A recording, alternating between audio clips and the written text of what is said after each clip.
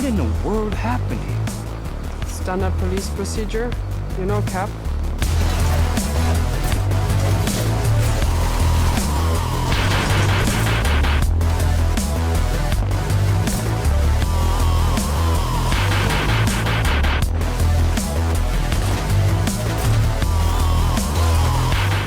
This review is gonna go places. Soleil is a developer I've had my eye on ever since they dropped Samurai Jack, Battle Through Time. I read articles claiming that the studio was comprised of former Ninja Gaiden devs, and I could see some aspects of that in Samurai Jack's gameplay. But what really impressed me with the game was how it managed to preserve the show's style while offering some decent hacking and slashing. I had a lot of goodwill towards Soleil because of that game. When they put out teasers for their latest title, Wanted Dead, I noticed that they always reminded the viewer that they used to be the Ninja Gaiden team. You can tell that they're very proud of their work in that series. You know which game they're not proud of making? Devil's Third, and after playing it, I totally get it. But what I don't get is why Soleil would make a game that feels like a retread and redux of Devil's Third if they're not even gonna cite it in their promotional material. Here's the thing about bringing up past glories as an advertising tactic. It's an easy way to gain publicity because there's already a built-in fan base. But bringing up those accomplishments will set unreasonable standards against your current work. You're basically asking your fans to compare what you've made now against the stuff you put out that's bolstered by reputation and nostalgia. My point with all this is that there's nothing wrong with reminding your audience of your past works that they fondly remember, but you gotta deliver what you promise. So about Wanted Dead. Wanted Dead is a 2023 character action game developed by Soleil Limited. You play as Lieutenant Hannah Stone, a detective of the Hong Kong police force and leader of its zombie unit. So called because every member has a life or death sentence in their criminal record, which makes them dead men walking. Because it's set in the cyberpunk future of 2022, Hannah and crew face off against cyborgs, synthetics, and corpos. I really wanted to like this game, but there are a lot of obstacles to enjoying it, and most, if not all of those obstacles, were placed there by Soleil themselves. Melee and ranged combat feel underdeveloped, enemies are damage sponges that take forever to kill and swarm you with overwhelming numbers, and character progression feels inconsistent because it hyper-focuses on certain aspects of the game's mechanics, but ignores other aspects that should have been given similar treatment. And that's just on that combat. I have so many things to say about this game, so much so in fact that I'm breaking my review into two parts. This video will cover the combat because there's so much to pore over in this game. The second video will cover the game's plot and characters, which have their own set of problems, and the activities you can do outside of combat. So how does Wanted Dead play? The game is broken up into field missions and side activities. Field missions are where the combat takes place. When Hannah is on a field mission, she always carries 3 weapons: a sword, a pistol, and a rifle. The sword and pistol make up Hannah's melee combat. Press X to swing Hannah's sword. She can perform a simple combo string with a few sword swipes. Press Y to fire Hannah's pistol. From what the tutorial shows, Hannah has 2 combos that make sword and pistol inputs. If an enemy attacks, Hannah can parry the attack with left bumper. Time it right, and Hannah can perfect parry. The game slows down for a split second, and Hannah can respond with a counterattack. If an enemy flashes red, that means he's going to do an unblockable attack. To avoid taking a considerable amount of damage from the attack, Hannah can interrupt it with her pistol by pressing Y. There's a skill you can unlock that allows Hannah to parry unblockable attacks, but there's always a risk of whipping the parry and losing most of your health. Get used to hitting Y the instant you see the enemy flash red. If Hannah needs to dodge a hit or close in on an enemy, she can quickstep by pressing A. If an enemy is at low health, he'll flash white, which indicates it is vulnerable to finishing strikes. Press Y and B together to perform the finishing strike. Hannah performs an elaborate kill animation that resembles the obliteration techniques from Ninja Gaiden 2. If Hannah gets into a firefight, she can duck behind cover by standing next to it. As far as auto cover goes, Wanted Dead is one of the better implemented examples. Pulling Hannah away from cover never feels like you're pulling apart 2 strong magnets. All of the other buttons on the controller are focused on Hannah's range combat. Hold right trigger to fire Hannah's rifle. Holding left trigger will cause Hannah to aim down sights and increase her accuracy at the cost of mobility. Hannah can reload her rifle by pressing B. You can switch the rifle's firing mode between semi and full auto by pressing up on the D-pad. Once you unlock the skill to throw grenades, tap right bumper to quickly lob a grenade. or hold right bumper to show the arc of Hannah's throw. Once you unlock incendiary grenades, you can switch between frag and fire types by holding right bumper and pressing left and right on the D-pad. When Hannah takes damage, she doesn't immediately lose that health. Instead, the damage temporarily reduces her health, and you have the opportunity to regain that lost health back by attacking enemies. Think of the rally system from Bloodborne. Hell, while we're at it, think of the blood vials from Bloodborne as well, as that's how Hannah heals herself during combat. She always starts with 3 stim packs that she can administer to herself by pressing down on the D-pad. And just like Bloodborne, Hannah does a slow walking animation while jabbing herself. She's exposed to gunfire during this animation, but you can skip it by double tapping A to dodge roll once you unlock that skill. When Hannah kills an enemy, she gains SP. She can use her SP to unlock skills to aid her in combat.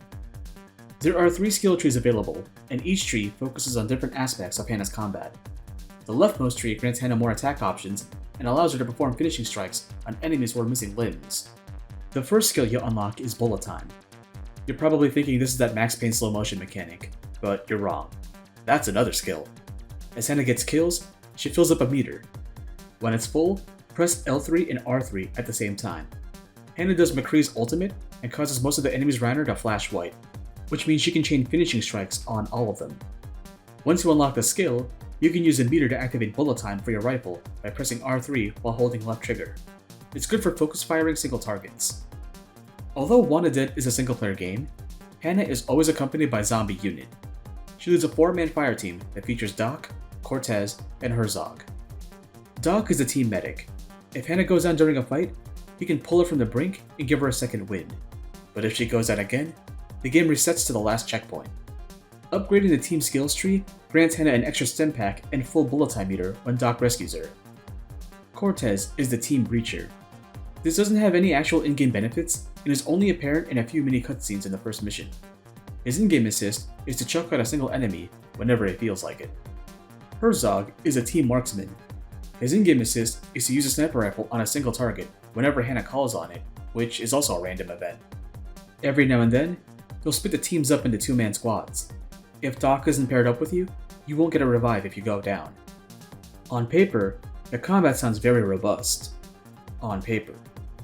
The thing about making good character action combat is that the player's actions make up half the experience. The other half is how enemies react and respond to those actions. That sounds like common sense, right? But let me explain with some examples. One of the important aspects of Devil May Cry's combat is that the player and enemies can trade blows and clash with each other. Clashing lets players interrupt enemy combat strings and start their own. Most of the thrill in developing combos in the games is finding out which attacks clash. Looking over at how Platinum handles interactions with the player and enemies, their games aren't as freeform as DMC's, but what Platinum does is build their combat around the player's defensive maneuvers and turn them into offensive opportunities. Dodging attacks in Bayonetta triggers Witch Time, and allows the player to start a chain of combos that will end in a Wicked Weave flourish. In Metal Gear Rising, parries interrupt enemy combos and set them up for Zandatsus. Taunting enemies with sand increases their aggression and attack power and makes all of their attacks unblockable while provoked, but it also makes them more vulnerable to Sam's attacks. Knowing how to take advantage of taunts and when to dodge attacks is key to his playstyle. Ninja Gaiden 2 featured obliteration techniques. These are finishing attacks where you can perform on enemies after taking off a limb. They're fast, brutal, and invincible. They don't interrupt the flow of combat and are essential to thinning the herd. Coming back to Wanted Dead, Hannah looks like she has everything a player would need in an action game. 2 types of attack inputs, a couple of defensive options, some finishing moves, and a screen clear. But I noticed something when I played the tutorial. Hannah doesn't have any actual combos. The tutorial lists 2 combos that mix her sword and pistol attacks, but I couldn't find a combo list in the menus. This is important because, even if you didn't memorize every combo in Ninja Gaiden or Bayonetta, you at least knew that stringing enough attacks together would result in a fluid combo string. There's actually a point to pressing the XXX and the YYY. Besides those 2 combos, Hannah's attacks never feel like they gel together.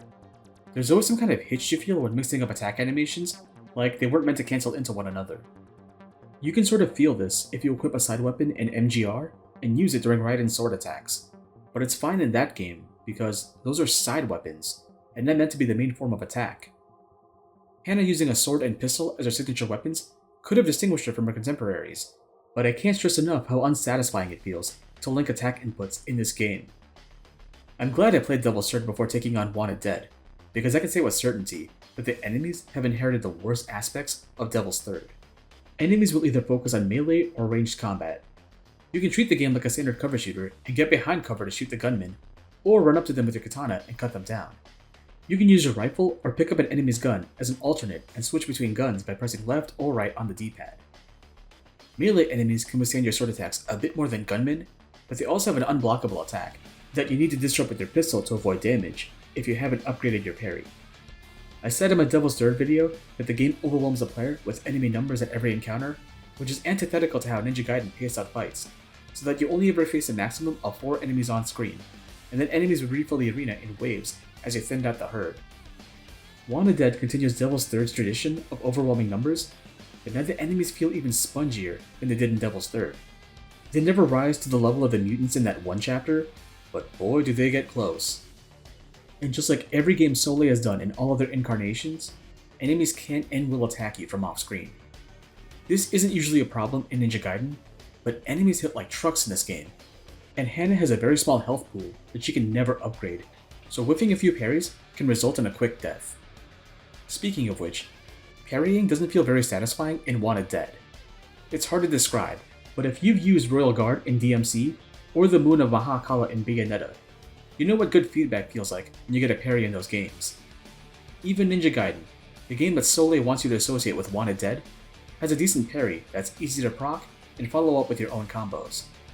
In Wanted Dead, I can't tell if I have to hold the block button the instant an attack connects with Hannah, or if I need to buffer it a few frames ahead of contact.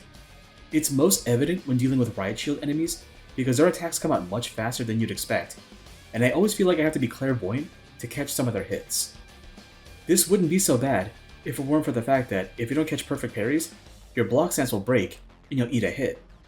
Even if your parries are on point, higher level melee enemies can't be interrupted during their combo strings. This also happens in MGR, but when you get into a parry duel in that game, there's a rhythm to the timing you can pick up on to proc parry counters and get the final hit on the enemy. I never feel like I get that same back and forth rhythm with a melee specialist in Wanted Dead. What makes it worse is that it only takes a few hits from a single combat string to put Hannah down.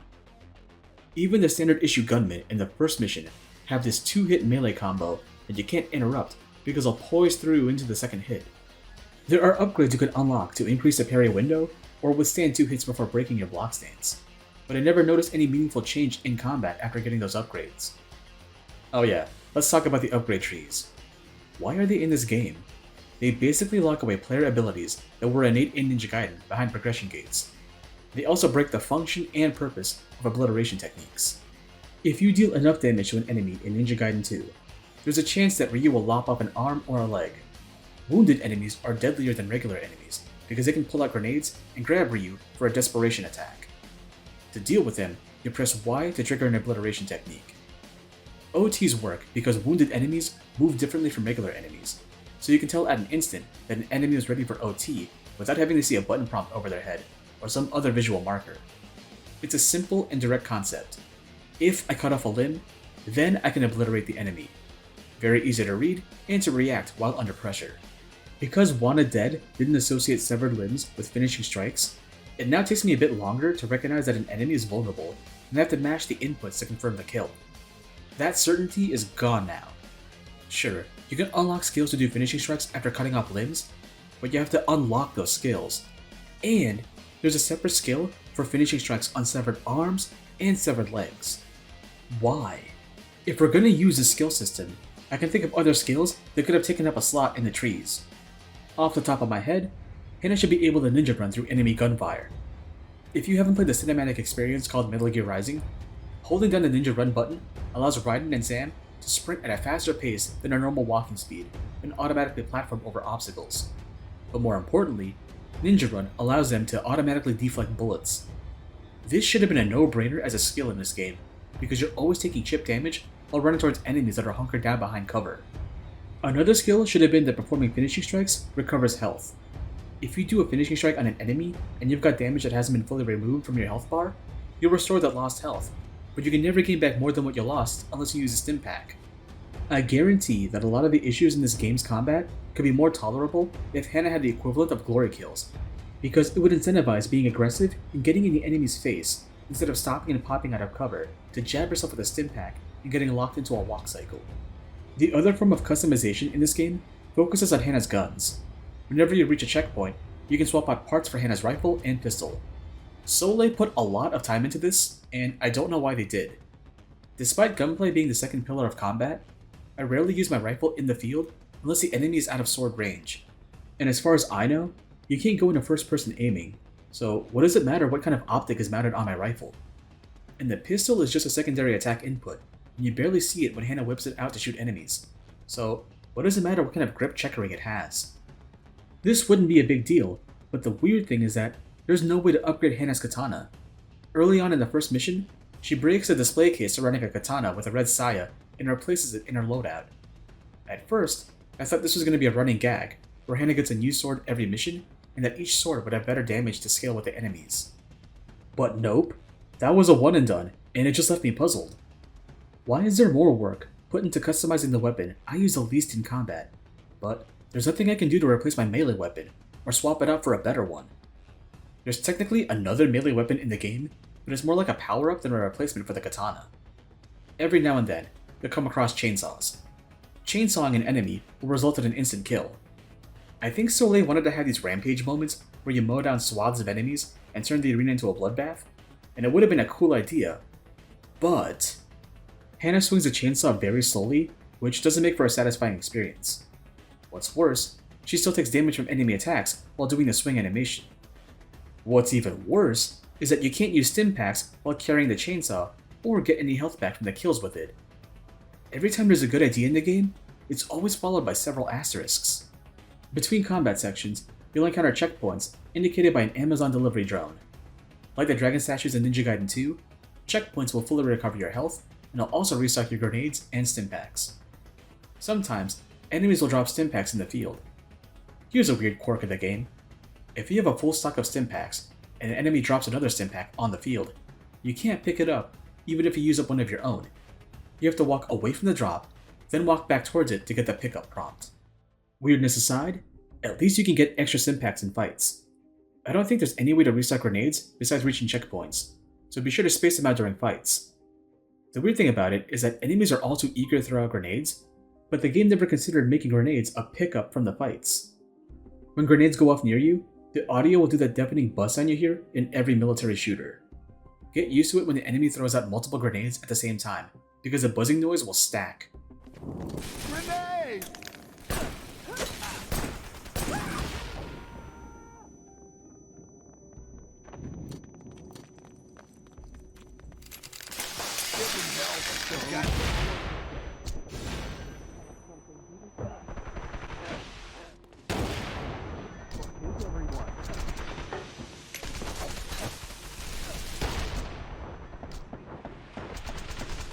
The one compliment I'll give to the game's enemies is that they're themed around their respective missions. The first mission involves a heist at a megacorp's headquarters, so you end up facing mercenaries who look like either Isaac Clarke from Dead Space or Snake Eyes from G.I. Joe. The next mission involves the androids from Detroit Become Human, which is the in-game justification for why they're such massive damage sponges. They've taken over the city park, and the game says that they're a militia and not professional soldiers, so they're all dressed like construction workers and wield sledgehammers and pickaxes. The next mission takes place at a ritzy nightclub, and all the enemies are bouncers with stun prods. Nothing notable about them, besides having the funniest voice clips overlapping on each other during fights. For your life. What's wrong, T, all tough? You're not getting me. Stay right there, fuckers. Don't let them escape. Eventually, they get replaced with mercenaries who resemble the ones in the first mission, which become the enemies for the rest of the game. There are two enemy types in the game that will ruin your day: ninjas and fatties. Ninjas focus on getting in your face and throwing out multi-hit combo strings. They're extremely resilient and will always try to dodge roll past gunfire to close in. Getting hit by their unblockable attacks will result in massive damage, if not outright death. Fatties are literally the exact same enemy unit from Devil's Third, but now their AI routine is to chase down Hannah and smack her with their miniguns. They always want to stay close and use their guns as melee weapons, and occasionally fire them while standing in mid-range. In a game where standard enemy units take like 20 sword swipes to kill on normal, Don't make me laugh over that Japanese hard mode I unlocked after beating the game. Ninjas and fatties have the most inflated health pools and take forever to rush down. So of course, the late game pits you against 4 ninjas and 2 fatties back to back alongside regular gunmen in every combat arena. Eventually, I stopped approaching the game the way it wanted me to and looked for ways to cheese the combat. As soon as I got the upgrade, I started spamming incendiary grenades and choke points. They deal ridiculous amounts of damage on basic enemies, and in the right spots, keep stronger enemies away from Hana, so I could dump all my ammo at them from a distance. If I have the meter for it, I use high noon on ninjas and matrix mode on fatties while they're distracted from incendiary grenades. If I pick up any grenade launchers in the field, I spam those at basic infantry. It's nice that checkpoints fully restock their ammo pool, so I can cause more mayhem with them. Remember the chainsaw? While showing the game to a friend on my 3rd run, I was stuck redoing a really bad fight in the late game. 8 ninjas, a fatty, and 2 rooms full of gunners. Tucked behind a large ramp was a chainsaw. Once I was done using it on all the enemies in the room, I brought it all the way to the far end and used it on the fatty. Imagine my shock when I realized that it actually one-shots them. Same with higher class ninjas, but doing so on elite enemies immediately breaks the chainsaw, which I assume is for balance purposes. This got me wondering if all the things I was complaining about were intentional. Am I supposed to go against years of conditioning from other hack and slashes and play as dirty as Hana does in the cutscenes? Is Wanted Dead a subversion of the genre, and I'm just rejecting it because Capcom and Platinum have indoctrinated me and I can't get past my biases? Occam's razor? I doubt it. Before Clover left Capcom to become Platinum, before I ever got into the Itsuno DMCs, I grew up on Ninja Gaiden. I spent an entire afternoon on Alma's first fight back in high school. I still go back to the early levels of Ninja Gaiden 2 when I'm bored. I know what this team is capable of. While recording this video, I switched over to Ninja Gaiden 2 as a palate cleanser for each recording session, and the difference in experience between the 2 games is night and day. Ninja Gaiden's combat is fast and brutal. It never takes more than a few hits to cut off a limb and set up an OT. Ryu's parry breaks up enemy combo strings in the middle of their execution. Even bigger enemies are not immune to OTs, and there are dedicated combos I can memorize and pull off to get the exact results I intended. Going back to Wanted Dead, it really does feel like Devil's Third 2.0. Hana even has the same idle animation as Ivan if you're carrying a gun. I know this review sounds really negative, but there are a few things I enjoy in the game. I liked how detailed the environment art was for each mission. Every area feels unique and has its own color palette, which is much better than all the drab grays and browns that made up Devil's Third stages. Moreover, most combat arenas have visual landmarks that distinguish them from other spaces. Even in the late game, I can recall specific rooms because of their layouts. Each arena also has a ton of destructible objects, which make for fun distractions. It's cool to see papers flying off of office desks and bags of potato chips explode on store shelves. Surprisingly, the bosses are not as bad as Devil's Third. They're mostly one-on-one duels, with the exception of the spider tank boss in the first mission, but they all have some unique gimmick that makes them stand out from each other. My favorite gimmick is a sniper who can turn invisible because you can still see her footsteps in the rain, and if you pay attention, you can see the shimmer of her cloak like the Predator. I think I said everything I want to say about the combat, but I want to stress that I don't outright hate Wanted Dead. I like the ideas that the game brings to the table, like Hana's fighting style involving a sword and a pistol, but they feel like they needed to do more with that concept and develop attack animations that seamlessly flow into each other. Also, if the game is going to crib from Bloodborne, it might as well go all in. Make Hana's pistol the default parry attack, so that she can interrupt enemy combos. Seeing her disrupt unblockables with her pistol reminded me of, and I'll never forgive Soleil because I had to reinstall the game to show this, the gun counters in the Deadpool game. I get what Soleil was trying to do in making bullet time a multi-target attack, but they should have just gave Hana a super form and made it so that every attack in that state was an instant kill. It would have justified having enemies with inflated health pools, because it could incentivize activating the form whenever it was available. As it is now, bullet time isn't even that good of a problem solver because you still have to do finishing strikes on stunned enemies, and it doesn't do anything to high-level ninjas or fatties. I'll hold off on my final thoughts about Wanted Dead in the next video. Stay tuned for more content, and thanks for watching.